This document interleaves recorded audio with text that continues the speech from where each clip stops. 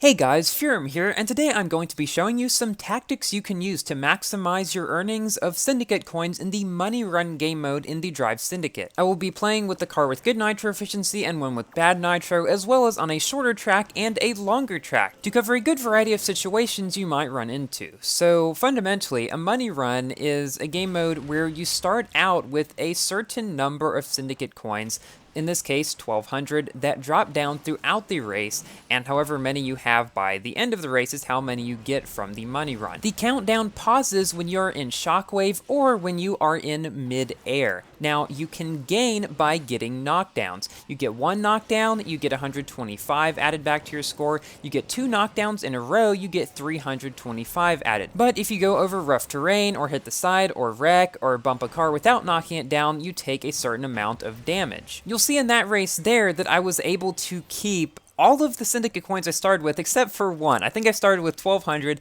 Would have been nice to get 1200 exactly, but alas, that rarely happens. But there are certainly some tactics you can use to maximize the number of Syndicate coins you can get throughout these races. Here, I'm going to be using a lower nitro car on a longer track, but you do fundamentally the same things. Try to get as many knockdowns as you can throughout the race. This is the best way to keep your Syndicate coin counter as high as possible. When you are not able to get knockdowns, try to stay in shockwave as much as possible or be up in the air. Being in shockwave is also a very good way to get knockdowns as well as 360ing. This is one mode where 360ing can be very important. Also, it is generally a good idea to drift for shockwave whenever you're on the ground and you don't have shockwave in this game mode. Not only does this allow you to, well, get more shockwave to be able to not lose as many Syndicate coins, but it also allows the other racers and police to catch up to you, which you want in this mode. You want to stay around the other racers as much as you can